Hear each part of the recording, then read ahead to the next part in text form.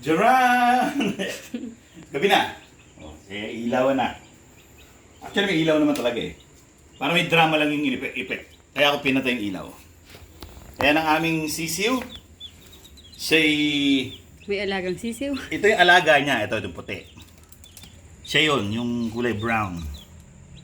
Isang maliksing, makulit na sisiw. Napakakulit. Tumatalon dito sa may karton. Makulit na sisiw yan.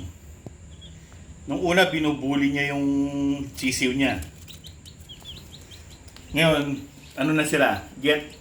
Nag-get along na sila. Hindi na niya binubuli. Pero mas nasusunod siya pag may insekto. Yun o. O, yan. May insekto.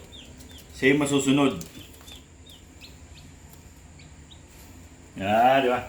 So, kapag hapon na, chichikin ko yung mga kinagkainan at inumin. Baka may mga palakana. Kraso din ako.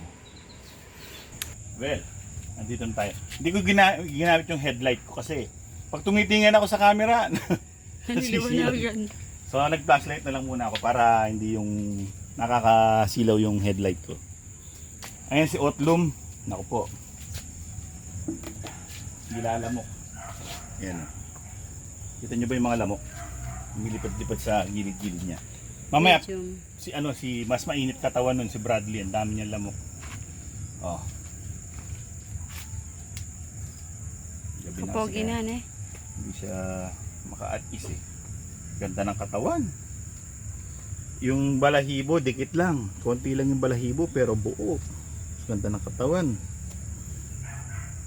Pero hindi pa sila buka kasi nga hindi pa sila talaga kinokondisyon eh. Pero yung katawan nila pre-con, yung ready to Kondisyon. Oo, madali na lang silang manipulahin. Sa isang kondisyon? Oh. Mahirap yung payat na payat yung manok mo, mahirap lalagyan mo muna ng katawan. Mas mahirap yung mataba yung manok mo, yung may sapola dito, may sapola. Hindi mo alam kung paano mo siya idadayet. Nagkakaroon siya ng taba dito, di ba, pag bumibili ka ng yung kadalasan makikita mo yung sakal eh. Hindi yung mga 45 days, yung mga kal na mga egg layer ganyan o kaya yung mga matatanda na mga ano yung 45 days na matatanda, sumobra sa edad. Pag nakadress, di ba, ang kapal ng taba dito sa may puwet. Yun. Dapat wala silang ganun. Tulad dito, tuyot na tuyot yung pinaka ano nyo. Puwet niya. Tuyot na tuyot. So ayan. Matagal ko pa itong kondisyon. Siguro next year pa kasi late maturing itong mga to. Talagang 2025 kasi. Ay, papagulangin ko talaga. 2026. Isasabay ron sa mga bulik. Yung mga bulik, yung mga early maturing daw yun. Saka may hatch, kaya early maturing yan. Sasabay na kayo doon. Mga gurang na kayo nun. Gurang. Mga gurang na sila. Naman. Itong dalawang to, sweater.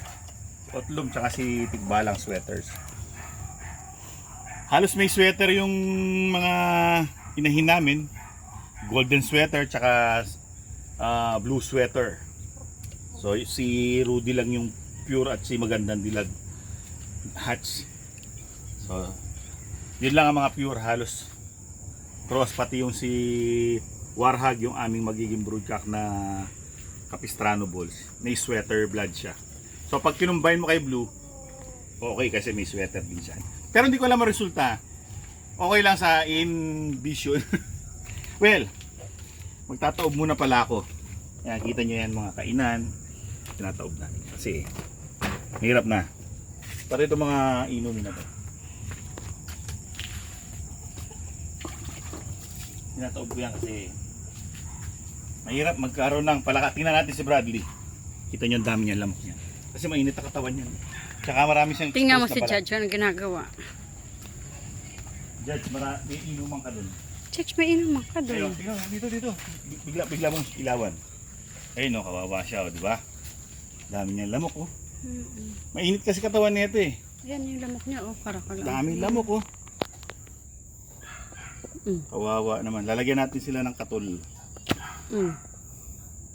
Daming lamok. Grabe. O yan, oh, dami din pala lamok niya. Kailangan talaga, may siga. Magsiga kaya tayo dito? Para may siga. Para matanggal lang yung mga lamok. Kinain niya yung lamok. Pero pag may ilaw, Nakikita mga nila. lamok maalis. Ay, may blood. Blood stain.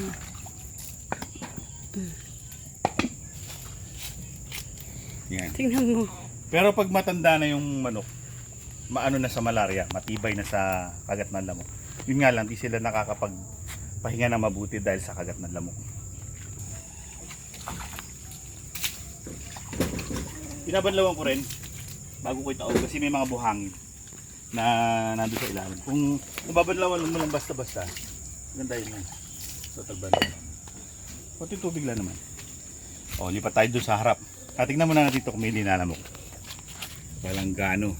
No, hindi gano. Makapal yung balahibo niyan. Mga palang balahibo. Ito kaya sa leeg Ito niya. sa leeg. Tingnan natin. Ay, marami. Ay, Diyos ko, karami. Ay, nako. Buti matitibay na sa malaria yan. Oh, ha? Kita nyo ba yan? Ito yung lalagyanan ko ng katol.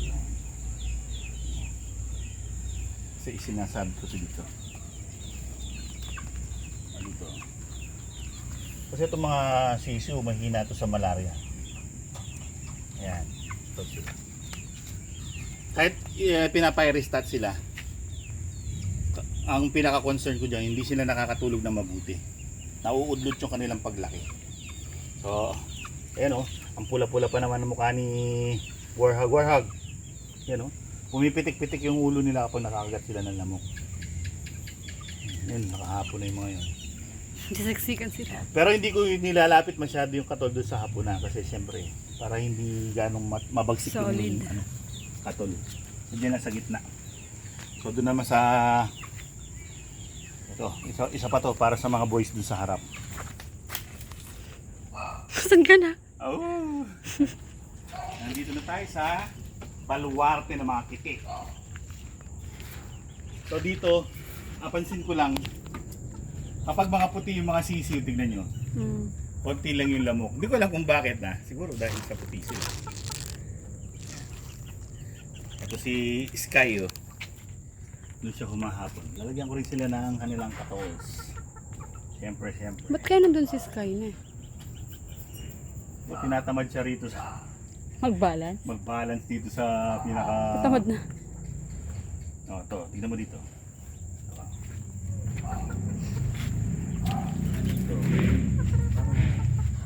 Everybody may katol, may access sa katol. Yan si Sky oh. Wala rin gano'ng lamok. Meron din. Pero hindi gano'ng katulad nila Bradley na ako po. Talagang... Hindi yan, sakto yung distansya niya sa ano? Sa hapunan, ha? Dito ko lalagay ito sa pinakataas. Tapos may mga natitira yan. Kita ba dyan? Yung natitira, iniipon ko. Kasi? Binibigay ko sa mga bibi. Yes. Sinasama ko sa pagkain nila. Pero sa manok hindi ko na binibigay yung tira. Kasi mga mugbog na lang yan eh. Kasi hindi naman namin masasala yung baby stag developer kasi crumbles yun eh. Pag sinala mo yun, lulusot lang dun sa Walang tira. lulusot lang dun sa pinakasalaan. So hindi ko na sinasala. Ano na lang para hindi masayang, binibigay ko na lang sa mga bibi. Yes. Yan. So yan, tinatambay ko dyan para hindi lang maabot ng daga at palaka. Basta wala naman laman, hindi na pag-iimpresan ng daga yan. So dito. Pero pag may laman, dinaano ng daga, inaakyat. Kailangan walang laman. Ngayon, kapag mayroon akong tirang tubig, tulad nito, sinasaboy ko na sa loob para hindi nag-accumulate yung alikabok. Diba?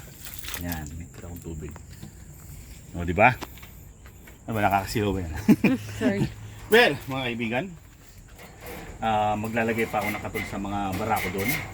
Pero, dito, safe na, may katol na doon. Dito, hindi, maano naman sila ng katol. Ma-accommodate naman sila ng katol.